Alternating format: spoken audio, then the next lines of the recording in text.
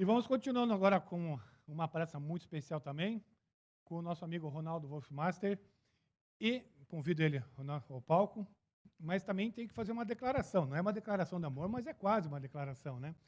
Porque nós estamos indo para a terceira turma de MBA em Marketing Digital, que vai fazer Neuromarketing, a segunda turma em Marketing, Gestão de Pessoas e Coaching em fazer Neuroliderança, mas se teve uma pessoa que um dia viu a minha proposta no Facebook, teve uma pessoa que falou, Peruso, por que tu não leva isso para a Universidade Positivo? Teve uma pessoa que trouxe isso para a organização, para a superintendência, aprovou, colocou, e se existe de fato o responsável disso tudo, está aqui na minha frente. Muito obrigado por tudo isso. Valeu. Obrigado. Eu que agradeço a oportunidade de estar aqui com vocês e estar sempre perto de vocês, aprendendo sempre com vocês. Isso, para mim, já é uma grande honra. Maravilha.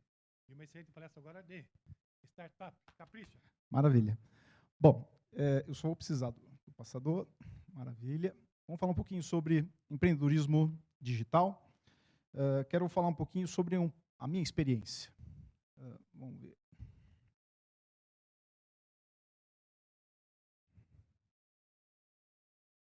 Opa, foi lá.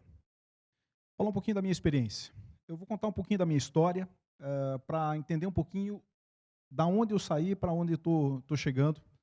Quero começar essa história quando eu tinha 14 anos de idade, não se preocupem, eu não vou contar a história toda, mas são pontos importantes para que vocês possam entender essa lógica. Com 14 anos de idade, eu tive que tomar minha primeira decisão profissional. Eu sempre estudei em escola pública, decidi fazer o ensino médio no Cefet, aqui em Curitiba, hoje o TFPR, e tinha que escolher um curso técnico. Escolhi edificações, um curso voltado à área de construção civil. Fiz 4 anos do ensino técnico, logo em seguida tive que tomar uma segunda decisão profissional. Que curso eu vou fazer na faculdade, na universidade? Seguindo essa lógica, já tinha feito 4 anos na área de construção civil, acabei fazendo vestibular para engenharia civil, mas a gente nunca tem certeza exata do que a gente quer fazer na vida. Então, decidi fazer também vestibular para administração. Por sorte ou por azar, acabei passando nas duas. E lá com 18 anos de idade, fazia engenharia civil pela manhã, administração à noite, finais de semana estudando para tentar colocar a matéria em dia, meus amigos saindo para as baladas, na época nem era balada ainda, não se falava nisso, mas meus amigos saindo para se divertir e eu estudando. É claro que eu não aguentei esse ritmo e acabei desistindo de um dos sonhos dos pais, né? Os pais sempre têm um sonho, né? Ter um filho médico, um filho advogado, um filho engenheiro. Eu desisti da engenharia civil. Mas eu posso dizer que naquele momento que eu desisti, eu xingava, né? Disse que não queria ver mais matemática nunca mais na minha vida, né? Porque eu tinha aula de geometria analítica, cálculo diferencial integral e física. Eu falei, olha, eu não quero ver nunca mais matemática na minha vida. Mas eu posso dizer, depois de algum tempo, que aqueles 2 anos de engenharia civil foram muito úteis. Me deram um raciocínio lógico quantitativo, uma capacidade de pensar com números muito grande, que me ajudou significativamente nas etapas seguintes da minha vida. Continuei com administração, me formei em administração, trabalhei em algumas empresas multinacionais na área comercial e fui para o marketing. Fiz uma especialização em marketing, segui nessa linha, e eu comecei a perceber que esse meu raciocínio lógico quantitativo fazia todo sentido quando eu falava de marketing, enquanto os meus amigos eram aqueles criativos, doidões, né, que ficavam inventando coisas, e eu tinha um raciocínio um pouco mais crítico, um pouco mais lógico. Isso me diferenciava no mercado. Isso me fez me transformar, e hoje eu me intitulo um Grow Hacker. O que é um Grow Hacker? Segundo o Sean Ellis, que é quem grafou esse termo, Grow Hacking, é uma pessoa cujo objetivo verdadeiro é o crescimento. Na minha opinião, existem dois tipos de empresa. As empresas que crescem e as empresas que morrem. Eu sou uma pessoa que busca constantemente o crescimento das empresas. Me sinto numa versão beta contínua. Eu nunca eu digo que estou formado. Eu sempre tenho algo novo a aprender. Tempos atrás fiz um curso de blockchain com o professor Peruso para entender um pouquinho mais desse negócio. Ele nem afetava diretamente minha vida no dia a dia, mas eu tinha que entender um pouquinho o que era isso. Bitcoin, blockchain, tinha que entender. E fui lá aprender um pouquinho mais sobre essas coisas. E hoje eu procuro transformar negócios encontrando pequenas oportunidades de crescimentos rápidos. Então, essa curva ela nem é tão acentuada e tão rápida assim, mas ela é cheia de pequenas curvinhas que vão se somando e chegando nesse resultado maior. Mas o que é Growth Hacking? Sean Ellis fala que é o marketing orientado a experimento. Essa frase talvez não explique muito o que é o Growth Hacking, mas todos vocês já devem ter jogado Batalha Naval. Sabem como é que é a lógica da Batalha Naval. Você desenha os seus barquinhos no gráfico ali, naquela planilhinha, e o seu oponente também desenha os barquinhos na planilha, esconde onde estão os barcos, e você tem que tentar adivinhar onde está o barco que ele desenhou, em quais os quadrantes está. E aí você vai dizendo, bomba no A1. Aí ele diz lá, foi água. Bomba no A2. Opa, barco. E aí você, barco, então deve ter mais barco em volta aqui. Se eu já acertei esse barco, deve ter mais alguma coisa em volta. Então vou no A3. Barco, opa. E assim você vai jogando, você vai testando. Growth Hacking nada mais é do que fazer testes. Testar o tempo todo. E não ter medo de cometer erros. Isso aqui não é uma apologia ao erro, é uma apologia ao teste. Teste hipóteses o tempo todo. Não estou dizendo que errar é bom, estou dizendo que testar é fundamental. E quando você testa, você erra, você comete erros. Mas você tem que aprender com esses erros. O fundamental nesse processo é aprender. E olha só, a Amazon, aqui está a figura do homem mais rico do mundo, né? Foi a segunda empresa a alcançar o valor de $1 trilhão. A primeira foi a Apple. Alguns meses depois, a Amazon chegou a esse valor de empresa de $1 trilhão. E olha só o que ele diz. Apostas corajosas compensam muitas falhas. Eu já fiz bilhões de dólares com erros na Amazon. Ou seja, ele testou, errou, aprendeu, e as coisas que ele aprendeu ele foi aplicando em outras coisas do seu negócio, e com isso foi transformando o negócio dele. Ele não tem medo de errar, ele não tem medo de se arriscar. Mas vocês podem estar pensando assim, puxa, mas se eu vou testar, eu estou me arriscando. Eu posso dizer que arriscado é ficar parado. Arriscado é inventar. Testar a hipótese é científico. Quem aqui já fez uma dissertação de mestrado, uma tese de doutorado, mesmo uma monografia na graduação, já teve que testar hipóteses. É científico testar hipóteses. E aqui não estou afirmando que, de novo, é apologia ao erro. É uma apologia a testar hipóteses constantemente. Existe uma teoria chamada Lean Startup. Essa teoria ela prega a seguinte filosofia. Você precisa construir hipóteses ou construir produtos, colocar ali no mercado, medir os resultados desse mercado e aprender. E aí construir novas hipóteses, medir, aprender. Construir, medir, aprender. E tem esses 3 pensamentos, que eu vou pedir para que vocês reflitam bastante sobre ele, que é: fale cedo, fale barato e aprenda rápido. É isso que você precisa fazer no seu negócio o tempo todo. Fale cedo, fale barato, aprenda rápido. Essa filosofia do Lean Startup, vamos só trocar aqui o...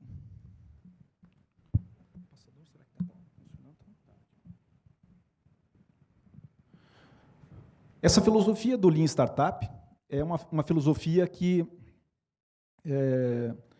faz com que você busque novos aprendizados e aprendizados rápidos.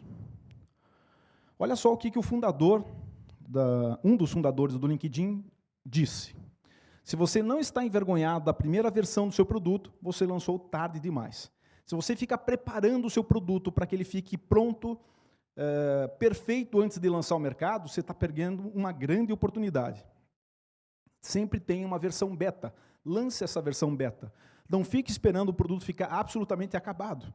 Se você olhar em todos os aplicativos, eles estão na versão 10.1, 10.2, 20. Não sei o quê. Por quê? Porque eles foram aperfeiçoando, eles não esperaram a perfeição para lançar aquele produto. Eles estão constantemente aperfeiçoando aquele produto. Olha só a cara do Facebook em 2004. Vamos ver se vai mudar aqui. Era essa a cara do Facebook. Ou seja, ele não teve medo de lançar, ele lançou. É claro que ele tem vergonha dessa... Foi até difícil encontrar essa imagem, porque acho que ele deve ter apagado todas as imagens, né? Se alguém tinha oportunidade de ver como é que era, né? Foi difícil achar a imagem, mas era essa a cara do Facebook. Ele foi lá e lançou. Ele lançou para um grupo pequeno, um grupo de pessoas que estudavam em Harvard. E ele começou a ver que aquele produto tinha fit, ele tinha interesse das pessoas. E aí ele foi aperfeiçoando. E hoje tem uma configuração muito diferente dessa, com muito mais usabilidade. Então, o Grow Hacking usa meios analíticos de baixo custo, criativos, inovadores, para fazer crescer exponencialmente a base de clientes da empresa. Olha lá, usa meios analíticos. Então, vejam lá o que eu falei da engenharia, né? Agora faz sentido, aqueles 2 anos de engenharia, mesmo fazendo marketing depois, essa capacidade de pensar com números, para testar, para cruzar informações, analisar dados. Né? Mas a criatividade e a inovação não estão colocados de lado. Elas são importantes. Mas o grande objetivo aqui é fazer crescer exponencialmente o seu negócio. Vamos falar de alguns cases que adotaram esse tipo de filosofia e que foram muito baratos. Primeiro exemplo do YouTube, que usou um embed de vídeo. Não sei se todos sabem o que é embedar o vídeo, né? Mas é você copiar uma linha de programação que o próprio YouTube te fornece e que você pode colar na tua página, num blog ou no teu site, e aquele vídeo, ao invés de ficar lá no YouTube, fica na sua página. Isso não é uma novidade, não é uma coisa que é revolucionário, né? Mas lá atrás, quando isso foi lançado no mercado, possibilitou que o YouTube fosse visto por um número muito maior de pessoas e os acessos aos vídeos e a plataforma do YouTube aumentassem significativamente. Qual é o investimento disso? Muito baixo, muito pequeno. E fez com que você tivesse a possibilidade de conhecer uma nova ferramenta, Hotmail. Olha só a sacada deles, colocaram assinatura no Hotmail, dizendo assim, ó, este e-mail foi enviado pelo Hotmail. Depois o iPhone usou essa mesma estratégia. Né? Não custou nada para eles acrescentarem isso, mas um monte de gente passou a usar o Hotmail, conhecer o Hotmail através dessa informação. Twitter começou a analisar o que fazia as pessoas abandonarem aquela rede social. E eles chegaram à conclusão de que pessoas que tinham menos de 10 perfis sendo seguidos, tinham uma chance muito maior de abandonar a rede. Então, eles fizeram com que, no cadastro, a pessoa fosse obrigada a escolher, no mínimo, 10 perfis, porque isso garantia que ele ficasse mais tempo dentro da plataforma. Quanto custou isso para o Twitter? Nada, mas fez crescer a rede exponencialmente, com uma simples medida analisando dados. Ou mesmo o Dropbox, né, que para cada pessoa nova indicada, um member get member, ele ganhava um espaço a mais disponível na plataforma, um espaço de armazenamento maior para uso gratuito. Por que pensar de forma disruptiva? Porque a gente vive num mundo VUCA, um mundo volátil, incerto, complexo e ambíguo. Não está passando aqui.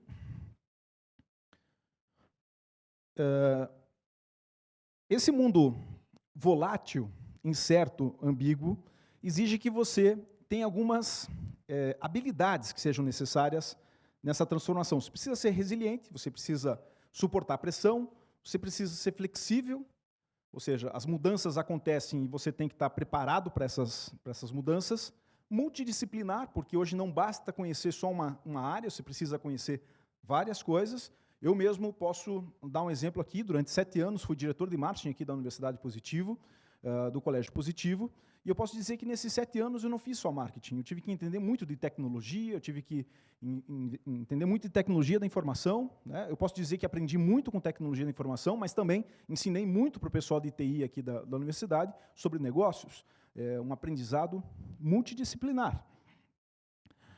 Enfim, eu tenho que estar preparado para as mudanças. O mais difícil da mudança é que você muitas vezes não percebe que a mudança está acontecendo à sua volta.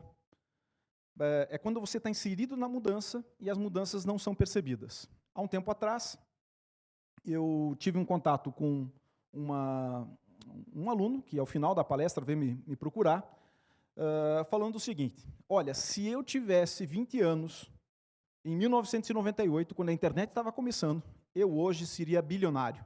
Assim, nossa, mas por quê?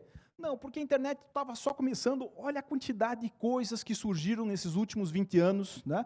E se eu tivesse 20 anos lá atrás, eu seria bilionário porque eu estaria sabendo navegar nessa onda. Ele falou assim, olha, eu vou dizer uma coisa para você. Existe uma coisa que é muito maior do que a internet e que está acontecendo agora e que talvez você não tenha percebido, que é a inteligência artificial. Ela vai revolucionar ainda mais do que a própria internet. E você tem que estar preparado. Só que você não sabe o que vai acontecer pela frente. E quando você estava lá, se você estivesse lá em 98, você não saberia o que ia acontecer pela frente.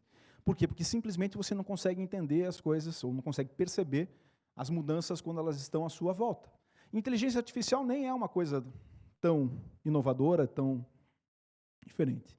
O maior benefício que a inteligência artificial está trazendo é que ele vai ajudar a definir a humanidade. Enquanto o homem quiser se transformar em máquina e ser melhor e maior do que a própria máquina, né, ele vai perder para a máquina. Ele vai ter que ter essa sensibilidade, esse sentimento, essa percepção e se transformar em humano novamente. E a inteligência artificial já está presente no nosso dia a dia. A própria Alexa da Amazon, Cortana, o Google Assistente, o Siri, né, que você tem no seu celular. Ou seja, todas essas coisas já acontecem no seu dia a dia, na sua casa ou no seu celular. Já existe a inteligência artificial e muitas vezes você não percebe que ela está envolvida. Mais um exemplo que eu posso dar aqui é a própria Netflix, que já tem uma máquina que aprende e te recomenda alguns filmes, te recomenda algumas atrações, algumas séries para que você possa assistir. A mesma coisa com a Amazon, que recomenda livros, recomenda produtos para que você possa adquirir conforme o seu comportamento de compra. O que acontece hoje é que a adolescência, com todas essas facilidades, com todas essas formas de simplificar a vida através de máquinas que aprendem, inteligência artificial, começam a ver o mundo através do seu quarto. Olha só o que aconteceu no Dia das Crianças. A Renner dava para cada pai que comprava uma certa quantidade, lá um determinado valor, um óculos de realidade virtual. Veja, se a Renner já está entregando o óculos de realidade virtual, o que a tua empresa está fazendo com relação a isso? Uma loja de roupas já está entrando nessa era. Por quê? Porque ela está entendendo esse público que está chegando. Quais são as marcas que vocês acham que são as marcas favoritas da geração Z? Essa geração desse público aí. Já, o quinto lugar já está lá, o Hershey's. O que mais que vocês acham? Hã? Bom, vamos apresentar as 5. Netflix, Oreo, Doritos, em primeiro lugar, YouTube. Essa foi uma pesquisa feita nos Estados Unidos, talvez essas marcas aqui no Brasil tivessem uma pequena diferença, né? Hershey's, Oreo, talvez não aparecessem entre as 5 maiores, né? Mas o que me chamou a atenção nessa pesquisa não foram nem estas marcas. O que me chamou muito a atenção é que entre as 5, 2 eram de vídeos, Netflix e YouTube. Essa geração será uma geração de visualizadores, não será mais uma geração de leitores. E você precisa entender isso. Né? A forma de você aprender será diferente da forma como você aprendeu até então. Você vai ser, então, muito mais visualizador do que um leitor. A vida para esses jovens é cada vez mais uma playlist. Você organiza a tua playlist. Eu já fazia playlists antigamente, né, gravando as minhas músicas num videocassete. Num cassete, né? Numa fita cassete. Hoje eles fazem esse playlist muito mais fácil, aprendem, né, novas músicas e novos artistas através do Spotify, por exemplo. Mas não organizam só suas músicas, organizam sua forma de estudar, seus conteúdos. Eles deixam de ser um espectador e passam a ser diretor de filme. Ele não vai mais ao cinema só assistir filmes, mas ele também faz os seus próprios filmes no YouTube, ou seja, ele é muito mais interativo. Tá? A gente vive uma era líquida, fluida, em que eu posto aquilo que eu penso, eu posto as minhas fotos, os meus vídeos, eu faço com que as minhas playlists sejam compartilhadas. Por outro lado, eu tenho um Airbnb, que representa 4% das hospedagens no mundo, sendo que não tem nenhum prédio.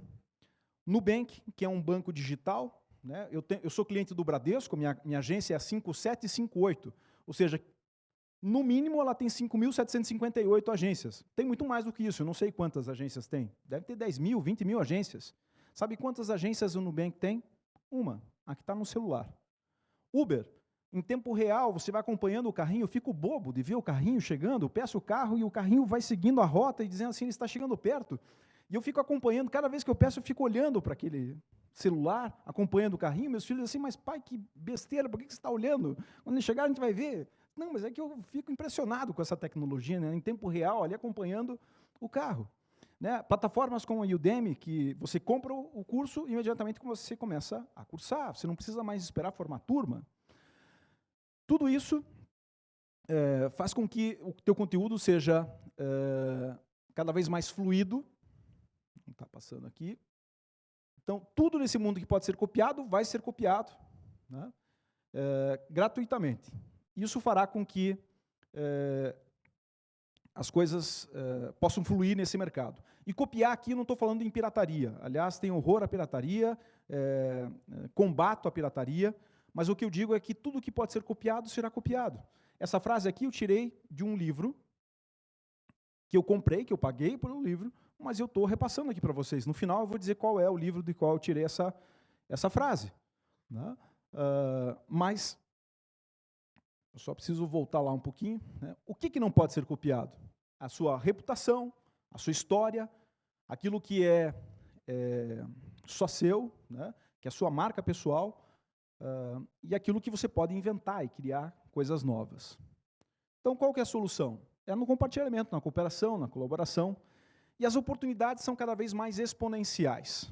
O que é esse pensamento exponencial? Vamos pensar o seguinte, se você desse 30 passos aqui, imaginando que cada passo tenha 1 metro, se eu der 30 passos lineares, eu vou caminhar 30 metros, correto? Agora, se eu der 30 passos exponenciais, ou seja, eu dou o primeiro passo 1 metro, o segundo passo 2 metros, o terceiro passo 4 metros, depois 8, 16. Ao final de 30 passos exponenciais, eu dei 6 voltas ao mundo. A gente não está preparado para esse momento de pensar exponencialmente. A gente precisa começar a refletir sobre tudo isso.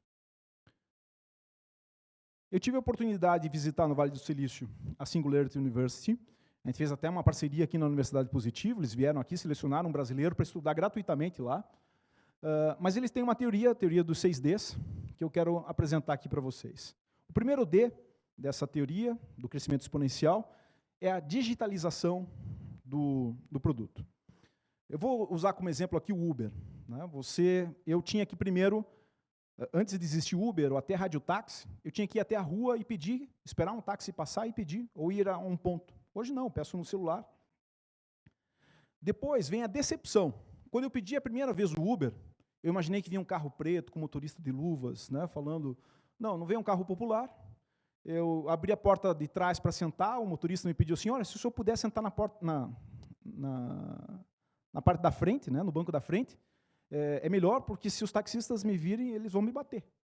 Então, eu tive que sentar na porta da frente, né, não que isso fizesse alguma diferença, não fez diferença nenhuma, né, mas sentei lá.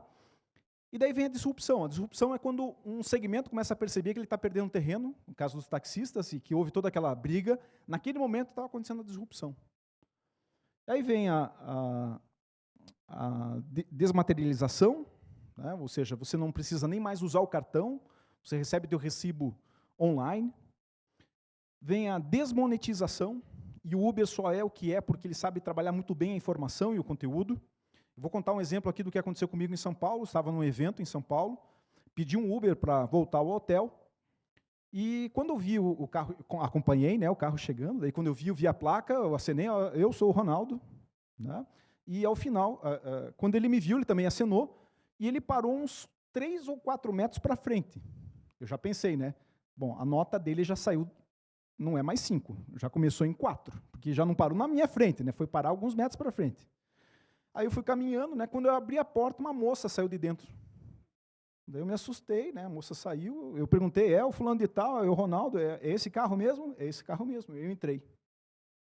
Eu perguntei, olha, daí o motorista explicou, assim, olha, eu parei um pouquinho mais para frente, para o senhor não se assustar, porque eu estava com um passageiro desembarcando, e o senhor já ia embarcar na sequência. Eu falei assim, puxa, que legal.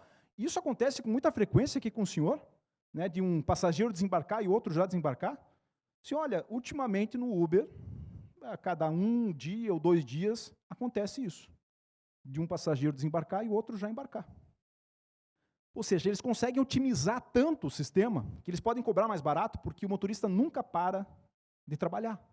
Eles conseguem otimizar isso. Isso faz com que fique mais barato. E, por fim, a democratização, o último D. A democratização é quando a tua sogra, a tua mãe, a tua avó passam a usar o Uber. Ou seja, quando a minha sogra começou a usar o Uber, eu falei assim, não, agora esse negócio já pegou, não tem mais jeito, não tem mais volta. Tudo isso resume a plataforma. E quando eu falo em plataforma, você deve estar olhando assim, puxa, mas podia colocar uma foto de tecnologia, você colocou uma foto de uma feira? É porque uma feira é uma plataforma. Se você analisar bem, o que uma plataforma é?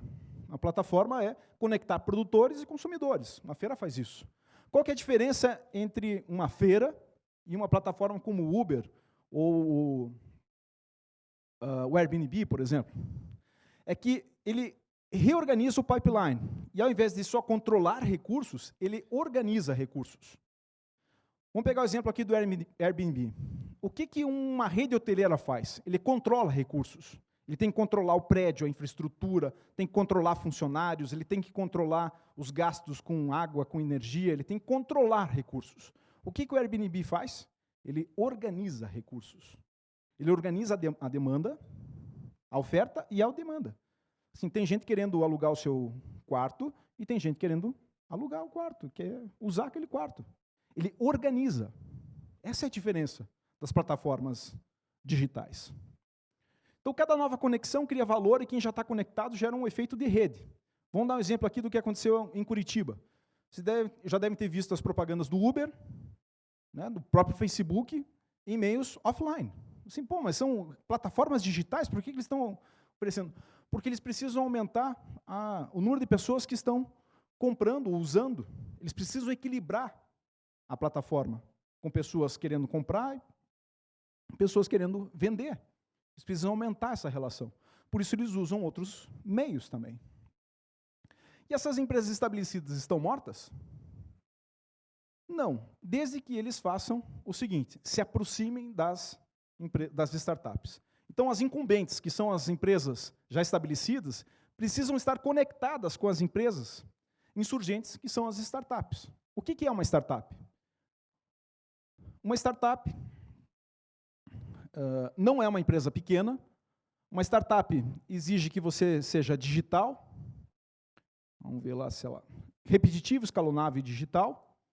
E o último conceito é que seja humanizada. Ok? Então, uma startup não é uma microempresa. Uma startup ela tem que ser escalonável, digital. E ela não pode ser...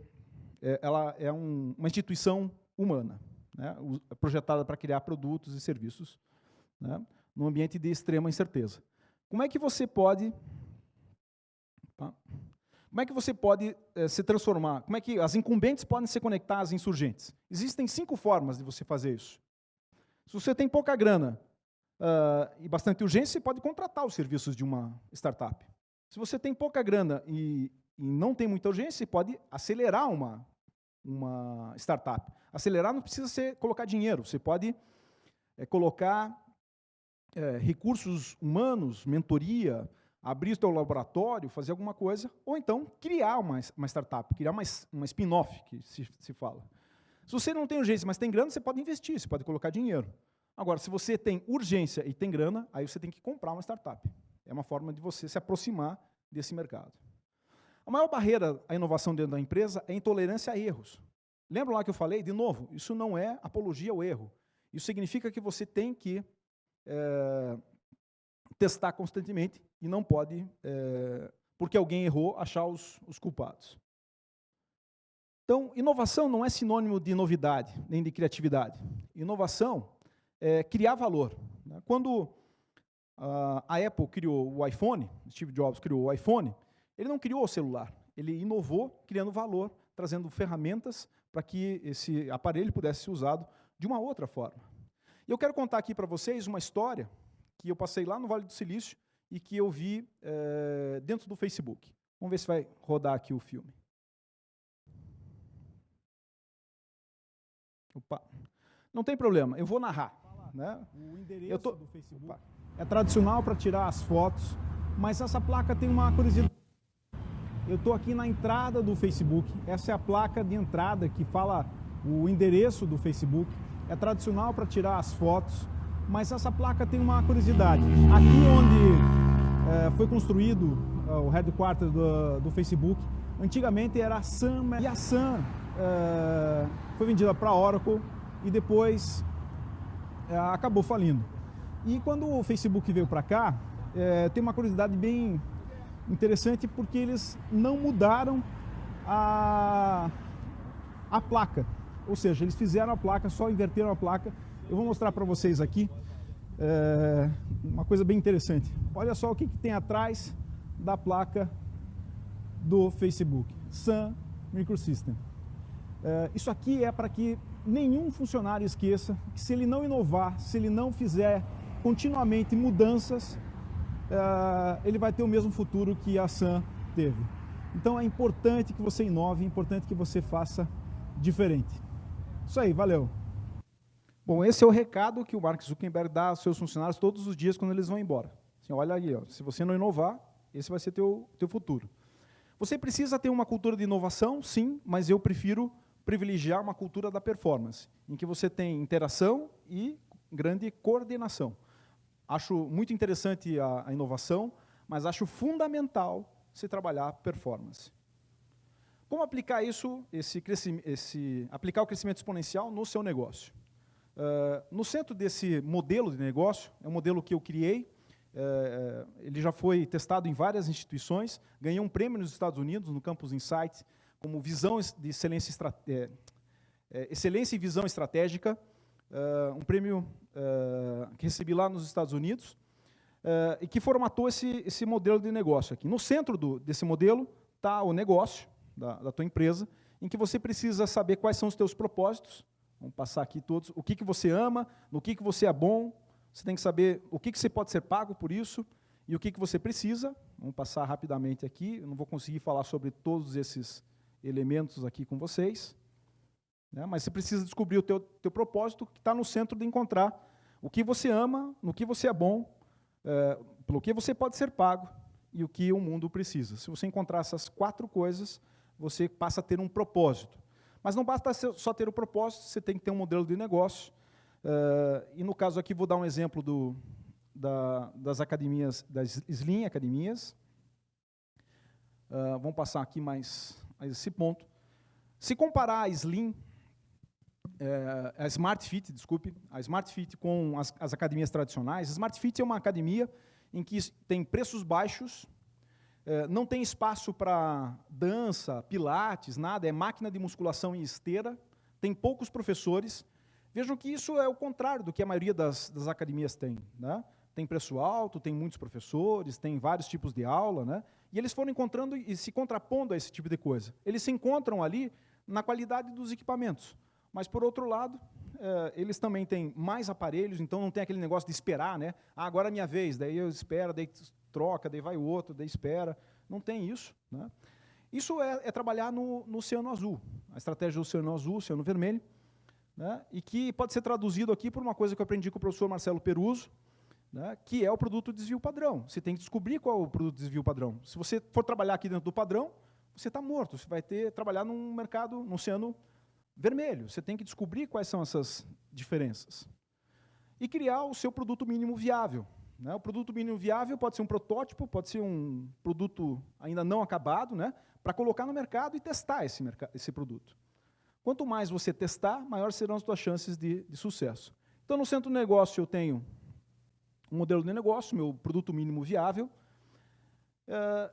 Eu vou até passar todos os itens ali, né, para ficar mais fácil essa explicação. E o que garante o sucesso desse processo é que eu tenho que ter conteúdo. Conteúdo não significa... aliás, vou dar um exemplo aqui do que é o conteúdo. Ao invés de você ficar caçando borboletas, né, com aquelas redinhas, caçando borboletas, o ideal é que você crie o seu jardim, um jardim do conhecimento. Ao invés de você caçar as borboletas, crie o seu jardim para que as borboletas venham até você. E esse jardim do conhecimento é o conteúdo. É claro que não basta só atrair os clientes através de conteúdo, você precisa vender, você precisa converter, Você tem que ter um bom serviço ao cliente. Esse serviço ao cliente provocar experiências únicas. Se alguém aqui já teve alguma experiência com algum produto da Disney ou foi a um parque da Disney, vai entender o que eu estou falando de ter uma experiência única. Eu fiz um curso lá, tive a oportunidade de conhecer os bastidores da Disney, e eu fiquei impressionado porque 70% das pessoas voltavam à Disney, e na primeira vez eles viam a grandiosidade, viam o castelo, a montanha-russa, tudo que era grande, mas quando eles voltavam, na segunda vez, eles começavam a olhar os detalhes. E se você observar, os parques da Disney têm muito, muito detalhe. Isso é serviço ao cliente. E você precisa ter retenção, você precisa ter engajamento das pessoas nesse processo para que elas retornem, né? Então, se a gente cortar esse elemento aqui, eu tenho, de um lado, criatividade e inovação, do outro lado, performance e redução de gastos. Marketing moderno é um marketing feito com 3 grandes áreas. Geração de demanda, que é construção de marca e conteúdo, conversão, que é a venda e métricas, e sucesso do cliente. Se eu conseguir fazer essas 3 coisas no meu negócio, eu vou ter realmente o sucesso que eu preciso ter. Para finalizar, eu quero deixar uma frase aqui de um amigo, Rodrigo Poleto, que é aqui da Universidade Positivo, e que ele fala o seguinte: aceitar risco te faz maior do que seus limites.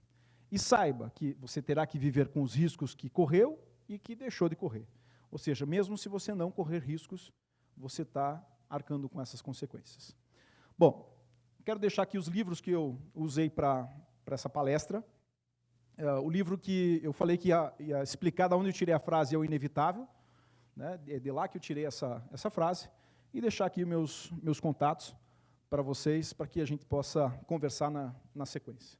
Okay? Muito obrigado, gente.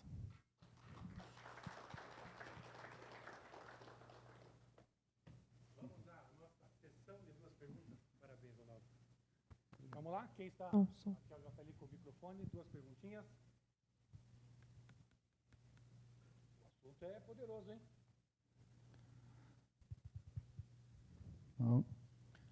Então, eu queria aproveitar para contar mais um caso aqui, né? Eu falei aqui da Disney, né, da qualidade de serviço que a Disney presta, e a gente sempre aprende um pouco com esse tipo de situação, né? Eles têm lá casos em que os postes de luz são trocados a cada 15 dias. Ou seja, de madrugada eles vão lá, retiram o poste e pintam, para que quando você chegue lá, você tenha a sensação de que o poste está novo, foi feito para você. Ou seja, esse nível de detalhes, de cuidado, é que fazem essa diferença nesse processo todo. Então, quanto mais você investe no detalhe, na experiência do teu cliente, maiores são as chances de sucesso desse negócio também, né? Eu pulei ali um pouquinho a parte do propósito, mas quando você consegue cruzar todos aqueles elementos, né? Aquilo que você ama, aquilo que você é bom, aquilo que as pessoas podem te pagar por isso, e aquilo que o mundo precisa, não é uma tarefa tão simples assim, né, de pensar em cada um desses elementos. Mas vá construindo isso ao longo do tempo. Meu propósito é transformar professores em empreendedores e empreendedores em professores. Esse é o meu propósito, é a transformação de pessoas para que se transformem em empreendedoras. Criei uma plataforma recentemente que permite exatamente fazer esse tipo de coisa. Então, eu agradeço estar aqui. Se tem uma pergunta lá? Então, hoje, para nós, acho que o mundo digital, né, e a venda pela internet, ela é o nosso futuro, vamos nos dizer? É isso, o empreendedorismo pela venda pela internet também é o nosso futuro? Olha, é um caminho.